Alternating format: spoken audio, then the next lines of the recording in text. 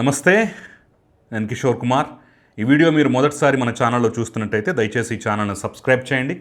అదేవిధంగా కింద మీకు హైప్ బటన్ కనిపిస్తే దాన్ని ప్రెస్ చేసి మాకు పాయింట్లు ఇవ్వటం మాత్రం మర్చిపోకండి. మీ ప్రోత్సాహమే మాకు కొండంత బలాన్ని ఇస్తుంది. ఆంధ్రప్రదేశ్లో తొందరలో ఎన్నికలు జరగబోతున్నాయి. రాజ్యసభ ఎన్నికలు. ఎస్, 1 కాదు 2 కాదు 4 స్థానాలు ఖాళీ కాబోతున్నాయి. ఈ 4 స్థానాలు ఖాళీ అవుతున్నటువంటి అంశం మీద, ఆ 4 స్థానాల్లో ఆశావాహుల పరిస్థితుల మీద, ఏ పార్టీకి ఎన్ని దక్కుతాయనేటువంటి అంశం మీద గత కొన్ని నెలలుగా విస్తృతమైనటువంటి చర్చ అనేక సందర్భాల్లో జరిగింది. అనేక మీడియా ఛానల్స్, అనేక మంది యూట్యూబర్స్, జర్నలిస్టులు వాళ్లకు తోచిన, వాళ్లకు తెలిసినటువంటి అభిప్రాయాలు అయితే వ్యక్తం చేసిన పరిస్థితి కనిపిస్తోంది. అయితే ఆ ఎన్నికల దగ్గర పడుతున్నటువంటి నేపథ్యంలో ఇప్పుడు ఇదే రాజ్యసభ ఎన్నికల మీద ఒక కొత్త చర్చ, కొత్త పాయింట్ అయితే గత 2 రోజుల నుంచి హల్చల్ చేస్తోంది. నిజంగా ఆ పాయింట్ అయితే ఒక రకంగా ఆసక్తికరంగాను, ఓహో ఇలా కూడా జరిగే అవకాశం ఉందా అని చెప్పేసి ఒక సందేహాన్ని లేవనెత్తున్నటువంటి పరిస్థితి కనిపిస్తోంది. సో ఏంటా కొత్త పాయింటు, దాని గురించి మనం ఎలా మాట్లాడుకోవాలి, ఎలా విశ్లేషించుకోవాలి, ఏ కోణంలో చూడాలనే అంశాన్ని అయితే నేను వీడియోలో విస్పష్టంగా చెప్పే ప్రయత్నం చేస్తాను. సో బోలెడ మంది ఆశావాహులు ఉన్నటువంటి నేపథ్యంలో కొన్ని పేర్లు మాత్రం గట్టిగా స్టాండర్డ్గా వినిపిస్తున్నటువంటి పరిస్థితి కూడా కనిపిస్తోంది. ఏంటి ఆ కొన్ని పేర్లు అనేది కూడా నేను పోసగుచ్చినట్టుగా వివరించే ప్రయత్నం అయితే చేయబోతున్నాను. కాబట్టి మొత్తం చూడండి, చూసిన తర్వాత మీ అభిప్రాయాన్ని వ్యక్తం చేయడం మాత్రం మర్చిపోకండి. సో ఫస్ట్ కొత్త పాయింట్ గురించి మనం మాట్లాడుకుందాం. అంతకుముందు ఏంటి, 4లో 2 టీడీపీ ఉంచేసుకొని మిగతా 2 ఒకటి జనసేనకి, ఒకటి బీజేపీకి ఇచ్చేస్తుంది. మిత్రధర్మం ప్రకారం కేల్కతం దుకాణం బంద్. ఎవరి స్థాయిలో వాళ్ళు ఆ పార్టీల్లోనూ, ఈ పార్టీల్లోనూ, అన్ని పార్టీల్లోనూ ఎవరి ప్రయత్నం వాళ్ళు చేసుకుంటున్నారని చెప్పేసి ఒక చర్చ అయితే నడిచింది. అయితే ఈ ఎన్నికలు దగ్గర పడుతున్న కొద్దీ, కాలం తరిగిపోతున్న కొద్దీ తెలుగుదేశంలో ఆశావాహుల సంఖ్య పెరుగుతున్నటువంటి నేపథ్యంలోనే, అన్ని పక్కాల నుంచి వస్తున్నటువంటి ఒత్తిడి నేపథ్యంలోనే నిన్న మొన్న చంద్రబాబు మనసులో మరో ఆలోచన వచ్చిందని, ఈసారి 3 సీట్లు మనమే అట్టు పెట్టుకుందాం, బీజేపీని ఈసారి సైలెంట్గా ఉండమందాం, బీజేపీకి ఈసారి సీట్ ఇచ్చేటటువంటి పరిస్థితి లేదు, అది క్లియర్గా చెప్పేస్తూ రాష్ట్ర అధ్యక్షుడు మాధవ్ దగ్గర కూడా కుండబద్దలు కొట్టినట్టుగా అయితే కొన్ని వార్తాపత్రికల్లో వార్తా కథనాలు వచ్చాయి. అమ్మో నిజమా, చంద్రబాబు బీజేపీకి ఈ రకంగా డైరెక్ట్గా మొహం మీదే చెప్పేశాడా అనే ఒక చర్చ అయితే చాలా బలంగా నడిచింది. అయితే ఇప్పుడు దాన్ని కూడా బైపాస్ చేస్తూ ఒక కొత్త చర్చ, కొత్త అంశం అయితే వస్తుంది. ఏదో కొంతమంది దానికి హైబ్రిడ్ విధానం అని చెప్పేసి పేరు కూడా పెట్టేశారు. సరే, వాళ్ళు అధిష్టానం మనసులో ఏముంది, వాళ్ళు ఏ రకంగా అనుకుంటున్నారని కాసేపు పక్కన పెడితే, పెట్టేవాళ్ళు 100 పేర్లు పెడతారు. సరే, ఆ సోకాల్డ్ హైబ్రిడ్ విధానం అని చెప్పేసి పిలువబడుతున్నటువంటి కొత్త పద్ధతి ఏంటయ్యా అంటే, ఇప్పుడు కొత్త ఆలోచన ఏంటయ్యా అంటే, చంద్రబాబు ముందే అనుకున్నట్టుకంటే నిన్న మొన్న అనుకున్నట్టుగా 3 సీట్లు తమ దగ్గర ఉంచేసుకొని మిగిలిన 1 సీట్ని ఆ 2 పార్టీల ఖాతాలో వేసేయబోతున్నారట. అంటే మేము 3 సీట్లు ఉంచేసుకుంటాం, మిగిలిన 1 సీట్లో మీరు పోటీ చేస్తారా, జనసేన పోటీ చేస్తుందా, మీరే డిసైడ్ చేసుకోండి, మీరే మాట్లాడుకోండి, మీరే డిసైడ్ చేసుకోండి, మీరు ఎవరిని డిసైడ్ చేస్తే, ఎవరిని నిలబెడితే వాళ్ళకి, అంటే ఏ పార్టీ వారు ఆ సీట్ తీసుకుంటే వాళ్ళకి మేము మద్దతు ఇస్తాము అని చెప్పేసి చాలా క్లియర్గా చెప్పేశారట. అంటే బాల్ని పూర్తిగా వాళ్ళ కోర్టులోనే వేసేశారు. తను అనుకున్నట్టుగా తన డిమాండ్ మేరకు 3 సీట్లు తన దగ్గర ఉంచేసుకొని మిగిలిన సీట్లో ఎవరు వస్తారు అనేది వాళ్ళ చేతుల్లోనే పెట్టేశారనేటటువంటి ఒక అంశం అయితే తెర మీదకి వస్తుంది తాజాగా. ఇది నిజమా, వాస్తవమేనా అనేది అయితే ఎవరికీ క్లారిటీ లేదు. ప్రస్తుతానికైతే ఒక ఊహాగానం మాత్రమే, కొన్ని ఆన్లైన్ మీడియాల్లోనూ సోషల్ మీడియాలోనూ జరుగుతున్నటువంటి చర్చ మాత్రమే. ఎందుకు ఈ మాట చెప్తున్నానంటే, విజయసాయిరెడ్డి రాజీనామా చేసినప్పుడు ఆ సీట్ ఎక్స్క్లూజివ్గా బీజేపీ ఖాతాలోకి వచ్చి చేరింది. కాబట్టే ఈసారి చంద్రబాబు కూడా, సరే లాస్ట్ టైం మీకు వెళ్ళిపోయింది కాబట్టి ఆ సీటు, ఈసారి కొంత సైలెంట్గా ఉండండి, ఈసారి మాకు అవకాశం ఉండే అనేటటువంటి ఒక భావన వ్యక్తం చేసినట్టుగా తెలుస్తుంది. ఎందుకంటే ఇక్కడ ఆశావాహుల సంఖ్య రోజు రోజుకి పెరుగుతోంది.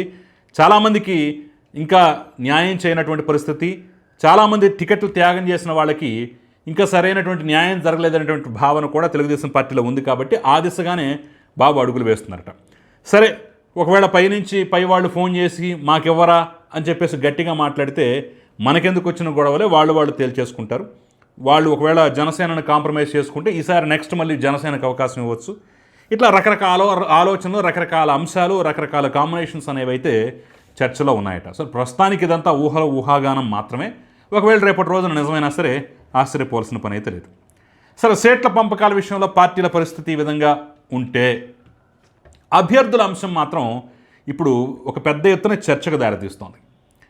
బీజేపీ తరపు నుంచి అవకాశం దక్కితే ఈసారి మాధవ్, రాష్ట్ర అధ్యక్షుడిగా ఉన్నటువంటి మాధవే తాను పోటీ చేయాలనేటటువంటి భావనలో ఉన్నారట.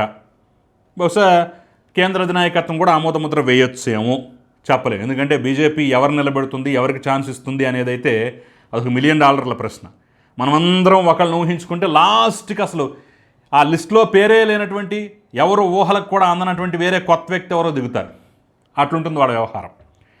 ఇక ఒకవేళ జనసేనకి ఛాన్స్ దొరికితే, ఎందుకంటే 2 సీట్లు వాళ్ళు, మిగతా సీట్లు వీళ్ళు పంచుకున్నట్టయితే వెల్ అండ్ గుడ్.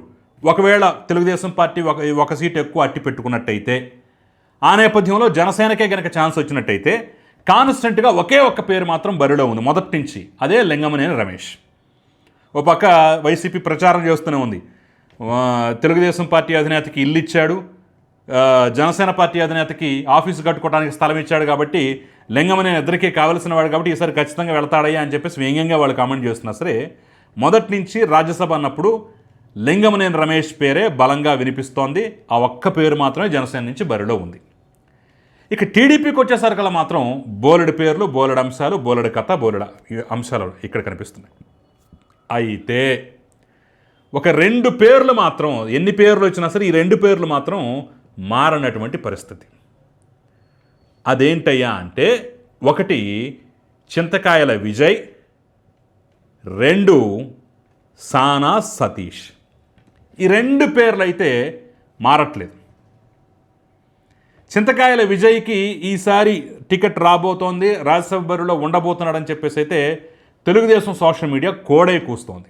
నిజమా కాదా, అధిష్టానం అవకాశం ఇస్తుందా లేదా అనేది అయితే తెలియనటువంటి పరిస్థితి. ఇప్పుడే కాదు, కూటమి అధికారంలోకి వచ్చిన దగ్గర నుంచి ఎప్పుడు రాజ్యసభ అంశం తెర మీదకి వచ్చినా సరే చింతకాయల విజయ్ పేరు అయితే అలా అందరి నోళ్ళలో నానుతూనే ఉంది. ఇప్పుడైతే ఇంకా బలంగా నానుతోంది. ఇంకా బలంగా ఆ పేరునైతే గట్టిగా అందరూ ప్రపోజ్ చేస్తున్న పరిస్థితి. ఈసారి ఖాయం ఖాయం ఖాయం అని చెప్పేసి గట్టిగా నొక్కి చెప్తున్న పరిస్థితి. ఇక సానా సతీష్, ఎందుకంటే ఆయన సీటే ఖాళీ అవుతోంది. పైగా నేను సంవత్సరం మాత్రమే రాజ్యసభలో ఉన్నాను, నా టర్మ్ అంతే, వేరే వాళ్ళు ఖాళీ చేస్తే నేను ఆ స్థానంలోకి వచ్చాను, కాబట్టి ఒక పూర్తి టర్మ్ నాకు అవకాశం ఇవ్వండి అని చెప్పేసి ఆయన రిక్వెస్ట్ చేస్తున్నటువంటి నేపథ్యంలో అవకాశం కల్పించవచ్చేమో అనేటటువంటి భావన అయితే వ్యక్తమవుతోంది. సో ఈ 2 పేర్లు అయితే గట్టిగా వినిపిస్తున్న నేపథ్యంలో ఇక కిలార్ రాజేష్ వంటి వాళ్ళ పేర్లు, భాష్యం రామకృష్ణ వంటి వాళ్ళ పేర్లు కూడా బలంగా ఈ రేసులో వినిపిస్తున్నాయి. ఇప్పుడు కొత్తగా రాయలసీమ నుంచి రెడ్డప్పగారు శ్రీనివాసరెడ్డి కూడా రాయలసీమ నుంచి నాకు అవకాశం ఇవ్వచ్చు కదా అని చెప్పేసి ఆయన కూడా అడుగుతున్నాడట. మరి ఇస్తారో లేదైతే తెలియదు. ఇట్లా ఆశావాహుల సంఖ్య అయితే ఒక చాంతాడంత పెరిగిపోతుంది. అయితే ఇంకో చర్చ ఏంటంటే, పాపం వర్మ లాంటి వాళ్ళకి ఉన్నటువంటి ఇన్ఛార్జ్ పోస్ట్ కూడా తొలగించారు. ఆయనకి ఎమ్మెల్సీ ఇస్తారనుకున్నారు, ఎమ్మెల్సీ కూడా లేదు. మళ్ళీ ఎమ్మెల్సీ ఇస్తే అక్కడ ఏదో అధికార కేంద్రం అవుతుంది, పవన్కి ఇబ్బంది అవుతుందని చెప్పేసి ఆలోచిస్తున్నారు కదా.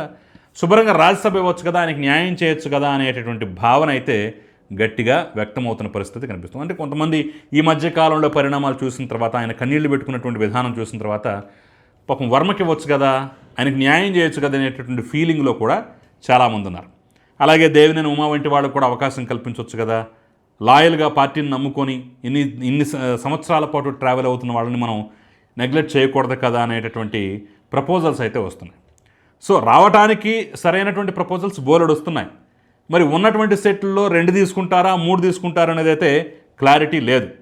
మరి ఈ నేపథ్యంలో ఎంతమందికైనా సర్దగలరు, ఎంతమందిని సంతృప్తి పరచగలరు? $1 మిలియన్ ప్రశ్న. సో ఈ అనేక ప్రశ్నలు అయితే కళ్ళ ముందు కనిపిస్తున్నాయి. తెలుగుదేశం పార్టీ రేపటి రోజున 2 తీసుకుంటుందా సీట్లు, 3 తీసుకుంటుందా, వాళ్ళిద్దరిని కాంప్రమైజ్ చేస్తుందా, లేదంటే వాళ్ళకే ఛాయిస్ వదిలేస్తుందా?